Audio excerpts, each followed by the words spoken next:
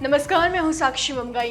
राजधानी देहरादून में traffic jam की समस्या दिन प्रतिदिन विकराल रूप लेती जा रही है। कभी शांत और सुगढ़ माना जाने वाला ये शहर अब लगातार ट्रैफिक के कारण जूझ रहा है। शहर की सड़कों पर दिन भर वाहनों की लंबी कतारें देखी जा सकती हैं। खासकर दफ्तरों और स्कूल कॉलेजों के समय सड़कों पर वाहन रेंगते नजर आते हैं, जिससे आमजन को भारी परेशानियों का सामना करना पड़ रहा है।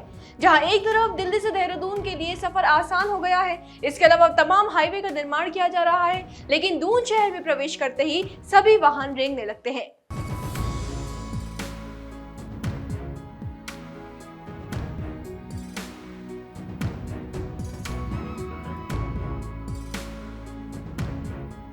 इसी बीच चारधाम यात्रा और टूरिस्ट सीजन की शुरुआत ने पुलिस और प्रशासन के सामने बड़ी चुनौती खड़ी कर दी है। इस मुद्दे को लेकर उत्तराखंड के डीजीपी दीपम सेठ ने यातायात को बड़ी समस्या बताया है। उन्होंने कहा कि अगर देहरादून की बात करें तो सर्वे के अनुसार सड़कों की क्षमता और वाहनों की जो संख्या है वो 40 से 42 हजार है, जबकि औसत इसके 4 गुना यानी कि 1.50 लाख हो जाती है। इसको लेकर हमारी ओर से प्लानिंग और तैयारी की जा रही है। इसमें ऐसा है कि क्योंकि यातायात प्रबंधन में जो यातायात एनफोर्समेंट है जो पुलिस करती है वो एक हिस्सा है, और उसके अलावा बहुत सारी और एजेंसीज का रोल हो जाता है जो पुलिस द्वारा बॉटलनेक्स ट्रैफिक के आइडेंटिफाई किए गए हैं, या जो एक्सीडेंट प्रोन एरियाज आइडेंटिफाई किए गए हैं, या जहां पर अन्य पार्किंग स्थलों के डेवलप किए जाने की आवश्यकता है।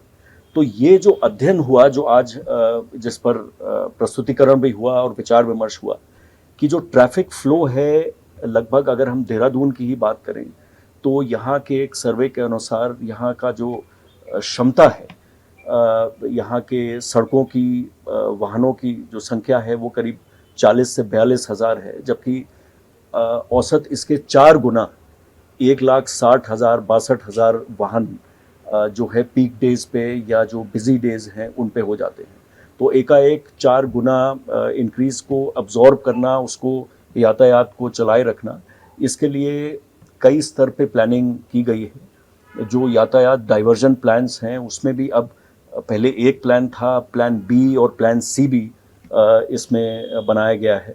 और जहाँ पर जो हमारे बॉटलनेक्स आ रहे हैं, कहाँ से हम इसको डाइवर्ट कर सकते हैं, उस योजना को अब हम आगे आने वाले दिनों में, जो यही चीज़ हल्द्वानी से कैंची धाम और नैनीताल के रूट के लिए भी आज इस पर विचार विमर्श हुआ, जो रणनीति बनाई गई है, और उसको पायलट की तरह आने वाले वीकेंड्स पे उसको और रिफाइन किया जाएगा, और उसमें लगातार जो हमें इनपुट्स मिलते रहेंगे उसके साथ हम लोग उसको और बेहतर बनाते रहेंगे। हमारी टीम ने जिलाधिकारी देहरादून सविन बंसल से भी इस समस्या को लेकर उनके भी विचार और समाधान जाने।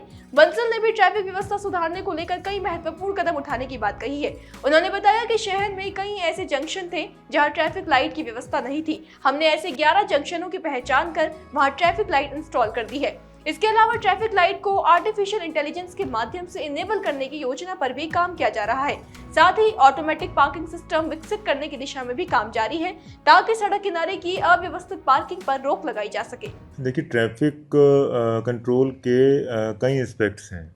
पहला तो हम जो अपनी ट्रैफिक लाइट्स हैं उनको इनेबल करें एआई बेस्ड, जो कि हमारे इंटीग्रेटेड कंट्रोल रूम में व्यवस्था है अभी, जिससे एक पर्टिकुलर स्ट्रेच का पॉज हो सके, और वो जो पॉज है उसको मैनेज करना बहुत आवश्यक है।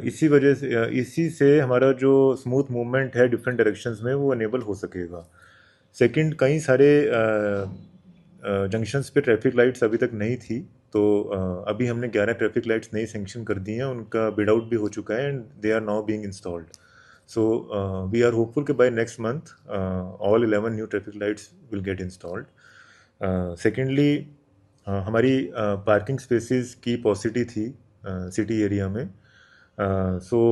एक तो हमारी काबुल हाउस पार्किंग, वो भले ही अभी ऑनरेबल न्यायालय में उसके बाद विचाराधीन है, लेकिन पार्किंग करने में कोई रोक नहीं है, तो वो area can be used for parking, जहाँ पे 350 व्हीकल्स का स्पेस है।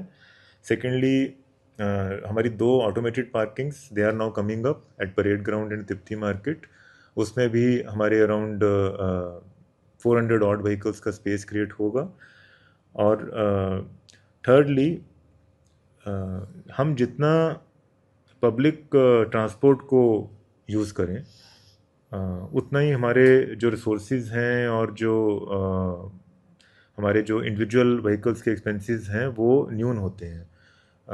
स्मार्ट सिटी बसेस के साथ साथ अब तो now we are switching on to EV autos, EV rickshaws, EV buses, so they are convenient for the passengers and commuters. So थोड़ी इसमें सिविक अवेयरनेस की भी आवश्यकता है और यंगस्टर्स को काउंसलिंग की आवश्यकता है कि they should switch on to public transport.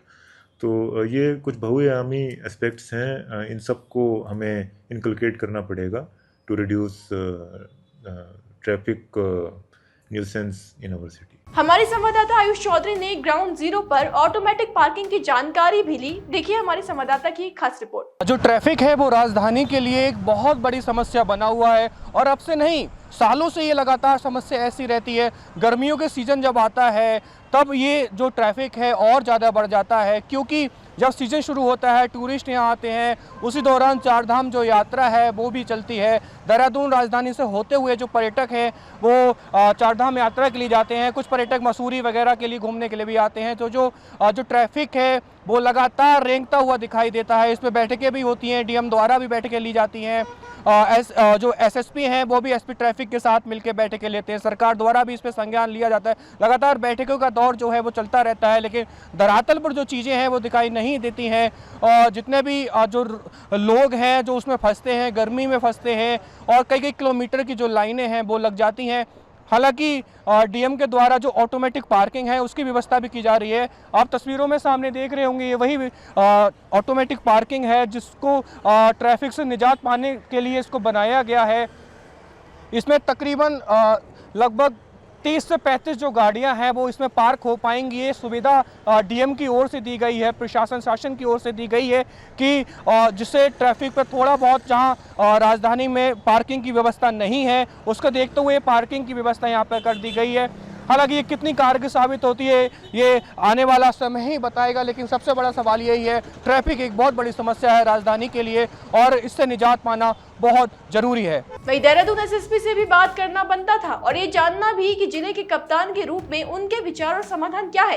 SSP Ajit Singh ने कहा कि ट्रैफिक व्यवस्था को लेकर पुलिस महकमे के सामने कई बड़ी चुनौतियां हैं।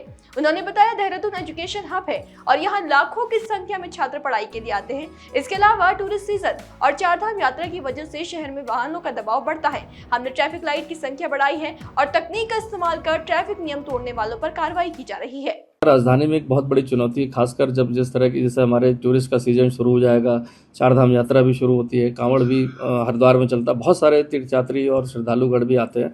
और जैसा कि आपको पता है कि एजुकेशन हब है राजधानी, जहाँ विभिन्न तरह के स्कूल कॉलेजेस भी हैं, जहाँ पर हज़ारों लाखों की संख्या में स्टूडेंट्स भी यहाँ पर का आवागमन भी रहता है। इसको देखते हुए अभी जो हमने नए सिस्टम लगाए, ट्रैफिक लाइट्स को बढ़ाया है, हमारे ऑटोमेटिक कैमरे में जो है चालान भी किए जा रहे हैं। ओवर स्पीडिंग के लिए अलग अलग लगाए गए, जहाँ ऑटोमेटेड ओवर स्पीडिंग की गाड़ियों को भी हम ट्रैक करते हैं और उनका चालान करते हैं। साथ ही साथ ड्रोन से भी मॉनिटरिंग करके उनके भी चालान किए जा रहे हैं। लेकिन आने वाली जो नई नई टेक्निक्स हैं, जैसे देखा जाए आर्टिफिशियल इंटेलिजेंस है और भी बहुत सारे नए टूल्स आ रहे हैं, जिसके माध्यम से ट्रैफिक रेगुलेशन की बात का विचार अभी चल रहा है, जो हम डायरेक्टरेट लेवल से भी, ट्रैफिक डायरेक्टरेट लेवल से भी डिस्कशन चल रहा है। साथ ही साथ इसको जिला प्रशासन में भी इसको रख के आगे कैसे भविष्य की योजनाओं को कारगर बनाया जाए कि नए जो हमारे AI टूल्स हैं या जो नई टेक्नोलॉजी है उसका ज़्यादा से ज़्यादा प्रयोग हम ट्रैफिक लाइट और ट्रैफिक रेगुलेशन किया जाए। तो ये प्रपोजल अभी हमारा डिस्कशन फेज में है और आगे भविष्य में इसको कोशिश रहेगी कि इसको हम इम्प्लीमेंट करके बेहतर व्यवस्थाओं को और दे पाएं। इसके बाद हम प्रदेश सरकार के विचार जानने भाजपा कार्यालय पहुंचे, जहां हमें भाजपा प्रवक्ता हनी पाठक मिली। ट्रैफिक पर हनी पाठक का मानना है कि प्रदेश सरकार लगातार इस ओर कार्य कर रही है और जल्द ट्रैफिक से लोगों को राहत भी मिलेगी। कि आम जन को जो ट्रैफिक की समस्याओं का सामना करना पड़ रहा है उससे पूरी तरीके से हमारे सरकार चिंतित है और उस पर कार्य कर रही है। ऐसा नहीं कि इस पर कार्य नहीं हो रहा, ऑटोमेटिक पार्किंग की सुविधा देने के लिए भी कार्य हो रहा है, जगह जगह पार्किंग निःशुल्क कराए जाने पर भी कार्य हो रहा है, घंटा घर पे भी पार्किंग पर कार्य हो रहा है। तो लगातार निरंतर कार्य हो रहा है। और जहाँ तक बात है वीकेंड में ट्रैफिक की और इन चीज़ों की, तो उन्हीं को देखते हुए मसूरी रोड पर एक और ये शटल सेवा शुरू करने की बात हुई है और उड़न खटोले की भी बात करी गई है, रोप वे की बात करी गई है। तो ये सारी चीज़ों की बात करी जा रही है जिससे हमारे पर्यटकों को, यहाँ रहने वाले उत्तराखंड के लोगों को किसी भी प्रकार से ट्रैफिक का सामना न करना पड़े। और इसमें जनसंख्या का भी रोल है। वो कब से उत्तराखंड लगातार जनसंख्या के हिसाब से भी बढ़ता जा रहा है, तो इन सब चीज़ों को रोकने के लिए और ट्रैफिक की समस्याओं से निजात दिलाने के लिए हमारी सरकार गंभीर और कार्यरत है। जब सरकार पक्ष की बात जानी तो अब मुख्य विपक्षी दल के विचार भी जानना जरूरी था, तो हमारी टीम सीधा कांग्रेस प्रदेश कार्यालय में पहुंच गई, जहां उनको कांग्रेस प्रदेश प्रवक्ता प्रतिमा सिंह मिली। उन्होंने सरकार पर एक नहीं कई हमले कर दिए। प्रतिमा सिंह ने कहा कि भाजपा सिर्फ वाहवाही ही बटोरती जाती है, ये विपक्ष के सुझावों को नहीं सुनती है, ये अहंकारी सरकार है जिसका खामियाजा प्रदेश को भुगतना पड़ता है। देखिए, बिल्कुल भारतीय जनता पार्टी की जो सरकार है, उन्हें जो जनमानस जो दिक्कतें झेल रहा है उससे कोई सरोकार नहीं है, क्योंकि इनकी आदत है सिर्फ वाहवाही बटोरने की कि 4 धाम यात्रा में 50 लाख लोगों ने रजिस्ट्रेशन करा लिया, 60 लाख लोगों ने रजिस्ट्रेशन करा लिया। ये सिर्फ इनका बखान कर रहे हैं। सरकार ये जवाब दे कि अभी तो ये सिर्फ सीज़न है, जो टूरिस्ट मसूरी जा रहा है, धनौल्टी जा रहा है, चक्राता जा रहा है और हिल स्टेशन जो हमारे हैं वहाँ जा रहे हैं। उसके बावजूद भी आज स्थिति इतनी विकट है कि आपको लगता है आप गाड़ी चला नहीं रहे, गाड़ी रेंग रही है। और यही वजह है कि कांग्रेस पार्टी ने सवाल किया कि आपकी 4 धाम जो तैयारी है, 4 धाम यात्रा की, वो कैसी है, उसका जवाब दीजिए। तो सरकार के पास जवाब नहीं है।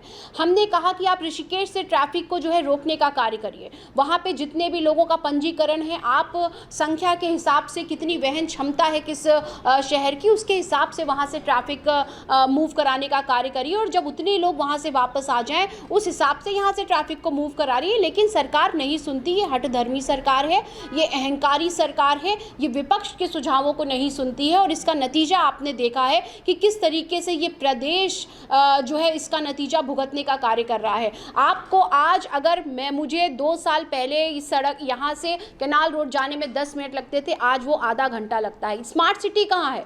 मैं पूछना चाहती हूँ पुष्कर सिंह धामी जी से कि कहाँ गई वो स्मार्ट सिटी जिसका डंका बजाने का कार्य नरेंद्र मोदी जी ने और आपने किया था। ये डबल इंजन की सरकार है और डबल इंजन की सरकार के बावजूद आज अगर मैं सिर्फ राजधानी की बात करूं तो राजधानी की स्थिति इतनी विकट है कि लोगों के पास कितने सवाल हैं, लेकिन उन सवालों को जवाब देने के लिए भारतीय जनता पार्टी का कोई भी नेता तैयार नहीं है। तो जनता जानना चाहती है कि हमारा जो देहरादून है वो स्मार्ट सिटी कब बनेगा मोदी जी, क्योंकि अब तो ट्रिपल इंजन की सरकार है। केंद्र में आप हैं, राज्य में आप हैं और निगम में भी आप ही बैठे हैं। सरकार और पुलिस विभाग के इन प्रयासों के बावजूद ट्रैफिक जाम से जूझ रहे शहरवासी अब जल्द समाधान की उम्मीद कर रहे हैं। देहरादून की ट्रैफिक समस्या अब केवल एक ट्रैफिक पुलिस या प्रशासन की चुनौती नहीं रही, बल्कि शहर के समग्र विकास से जुड़ा विषय बन गया है। यदि समय रहते इस दिशा में ठोस कदम नहीं उठाए गए तो ये समस्या न केवल लोगों की दिनचर्या को प्रभावित करेगी, बल्कि शहर के पर्यटन और शैक्षणिक महत्व को भी नुकसान पहुंचा सकती है।